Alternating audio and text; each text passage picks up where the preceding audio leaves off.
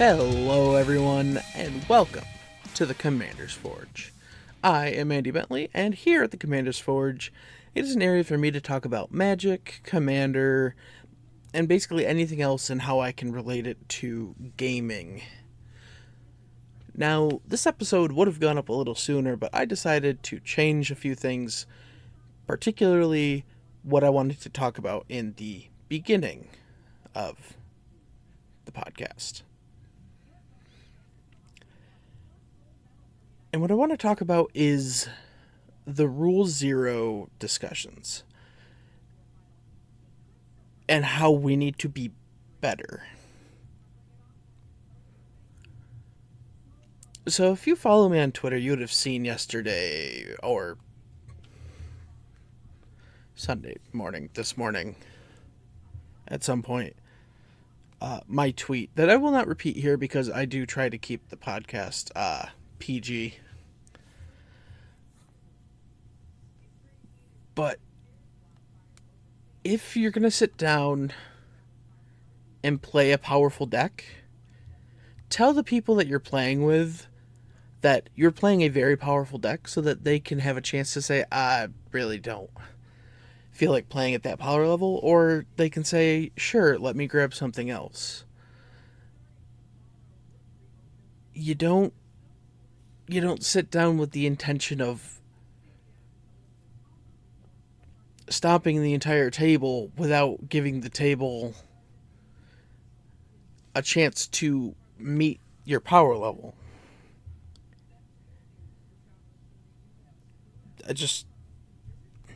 There are decks that I have that I do not play often because they are very powerful.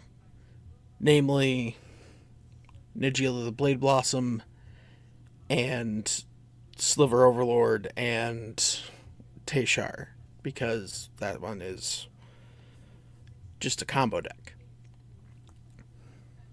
Now, I have decks that can be powerful to roughly the same level, like my Yumori Planeswalker deck, but that deck tends to only hang with high-power decks because high-power decks tend to favor more single-target removal than a ton of creatures or board wipes.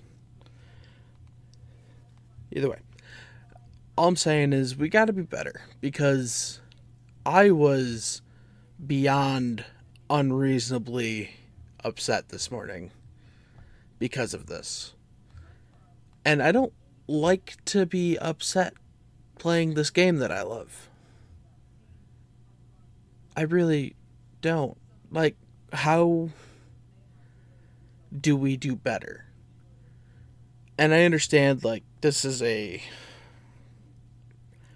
conversation that needs to be beyond just me and my limited reach. There's just...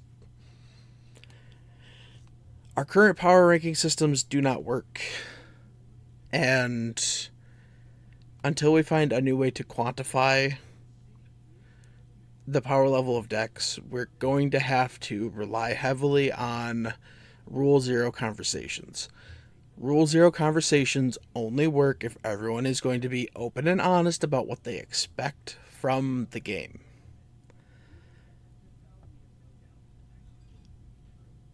That is all. Thank you for attending my TED Talk, and I will be right back. Hey, did you know that for as little as $1 a month, you can help support this podcast? All you have to do is go to patreon.com/commandersforge, and that is CMDR_forge. That's it. That's all I got to say about it. If you want to help support the podcast, you can go there.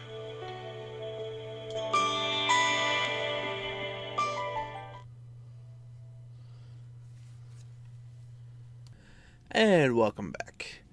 Now, going into the second half of the podcast, I want to talk about a mono red deck, just to bring the spirits back up. So we're going to talk about my version 1 of Rionyas Defiadenza. Rionya is a 3/4 human wizard for 3 red, and at the beginning of combat on your turn, you create X tokens that are copies of another target creature you control, where X is 1 plus the number of instant and sorcery spells you've cast this turn. They gain haste, and you exile them at the beginning of the next end step. My first thought for this deck is actually probably what's going to get changed first. But that was to put the Zada package in here. Now what I mean by that is Zada Hedron Grinder. Goblin ally for 3 and a red. It's a 3/3, but whenever you cast an instant sorcery spell that targets only Zada Hedron Grinder, you copy that spell for each other creature you control that the spell could target. Each copy targets a different one of those creatures. And to that style, we also have the Mirrorwing Dragon. It's 4/5 for 3 red, flying. Whenever a player casts an instant sorcery spell that targets only Mirrorwing Dragon, that player copies the spell for each other creature he or she controls that spell could target. Each targets a different one of those creatures. So for this playstyle, you end up just trying to jam as many 1 and 2 drop spells into the deck as possible. Stuff like Samet's Sprint. It's a single red mana, instant. Target creature gets +2/+1 and gains haste till end of turn, scry 1. Rush of Adrenaline. Single red mana, instant. Target creature gets +2/+1 and gains trample till end of turn. Titan Strength. Single red mana. Target creature gets +3/+1 until end of turn, scry 1, and it's also an instant. Renegade Tactics. Target creature can't block this turn, draw a card, single red mana. Expedite. Single red mana, instant. Target creature gains haste till end of turn, draw a card. Brute Force. Single red mana, instant. Target creature gets +3/+3 until end of turn. And I'm not saying that playstyle is bad or wrong. It's just, I noticed the deck running out of gas a little too fast. So I think that might be where I kind of make a lot of my cuts to update the deck eventually. But the thing with Rionya is you want to make sure you have creatures that are going to be a good target to copy.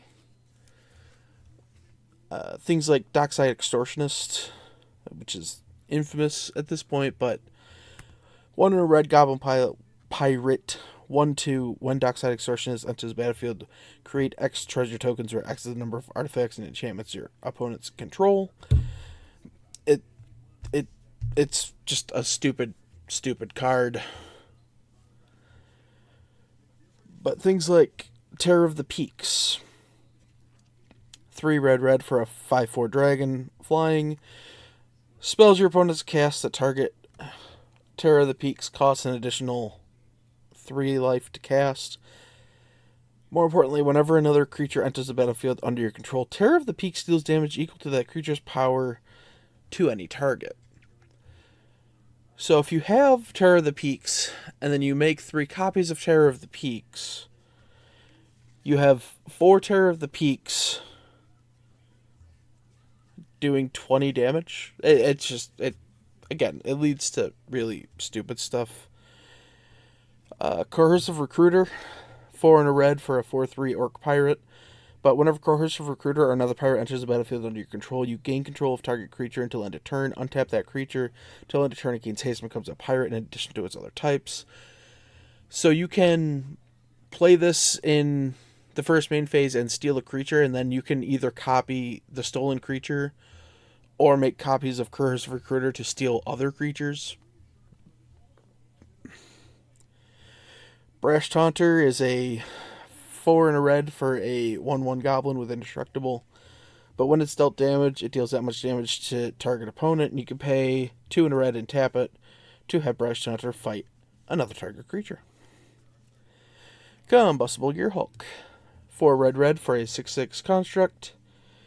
has first strike, and when it enters the battlefield, target opponent may have you draw 3 cards. If the player doesn't, put the top 3 cards of your library into your graveyard, and then Combustible Gearhulk deals damage to the player equal to the total converted mana cost of those cards. Skargan Hellkite. 3 red for a 4/4 dragon with Riot and Flying. And you can pay 3 in a red, and Skargan Hellkite deals 2 damage divided as you choose among 1 or 2 targets. Activate this ability only if Skargan Hellkite has a +1/+1 counter on it. Hellrider is 2 red for a 3/3 devil. It has haste, and whenever a creature you control attacks, Hellrider deals 1 damage to defending player. Port Razor. 3 red for a 4/4 Orc Pirate. Whenever Port Razor deals combat damage to a player, untap each creature you control. After this combat phase, there's an additional combat phase, and Port Razor can't attack a player it has already attacked this turn. So you'll have to keep track of this, but say you attack player 1 with the Port Razor and player 2 with a copy of Port Razor. And then in the next combat, you swap and you send the token at the one that it hadn't attacked, the regular one at the one that it hadn't attacked, and the third one at the next person. And then you take another combat, make another token, which can swing at one. And it's one of the ways that the deck can possibly go infinite. Inferno Titan is 4 red for a 6/6 giant. Can pay a red to give Inferno Titan +1/+0 till end of turn. And whenever Inferno Titan enters the battlefield or attacks, it deals 3 damage, divided as you choose among 1, 2, or 3 target creatures and or players. And finally in this category we have Phyrexian Triniform. It is a 9 mana, 9/9 golem.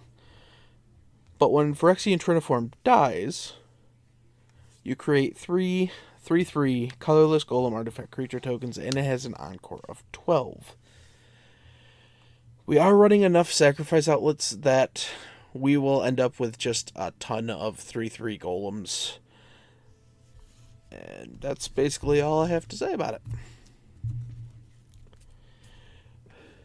And the last real part of the deck is just the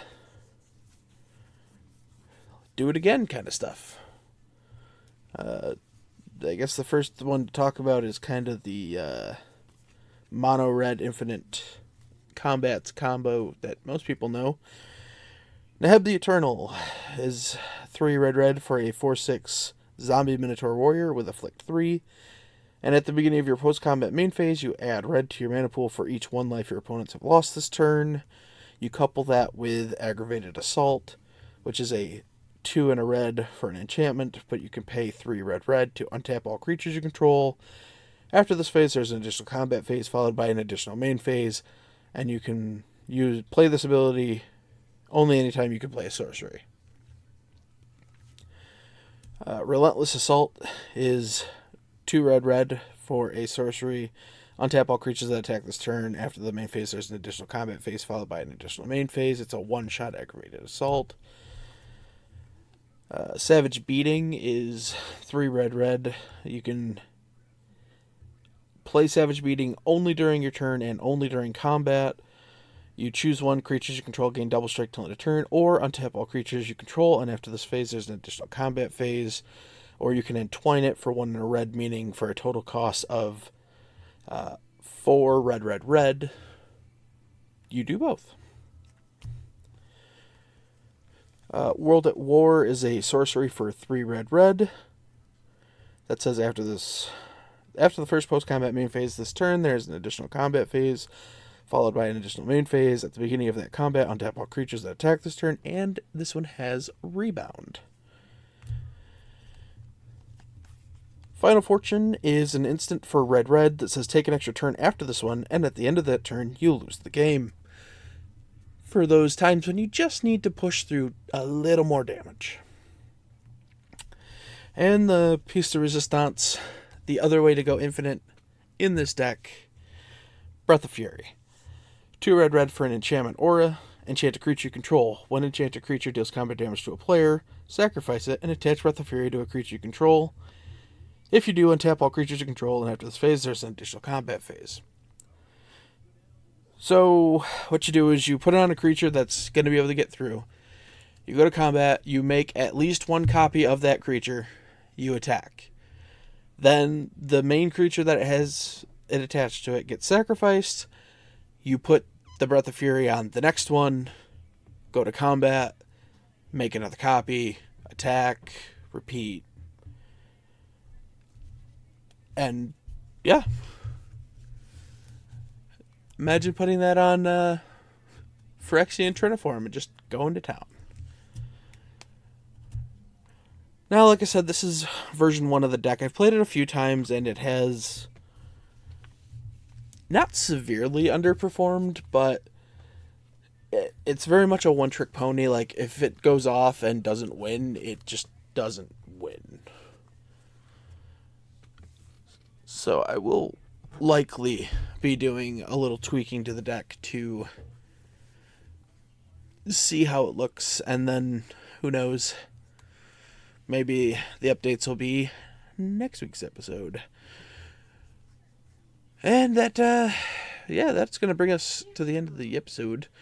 Just a reminder, if you want to help me out of, tax trouble, you can always go to the GoFundMe in my Linktree. You can always support me on Patreon, which is greatly appreciated to those that already do. If you're listening on YouTube, subscribe, hit the like button, leave a comment. If you're listening anywhere where you can leave a review, feel free. And I will see you next time. That brings us to the end of the podcast. I would like to thank Nate and Erica Jacobs for designing my logo, and Cody Mulpey and Ian Foss for allowing me to use a sample of music from their band, The Crypt. The podcast can be found on YouTube by searching Commander's Forge. The podcast is Commander's Forge, that is CMDR_Forge, on Twitter. I can be found on Twitter at BentzMr, that is BENTZMR. Thank you for listening. I'll see you next time, and until then, here's to fun games and sick plays.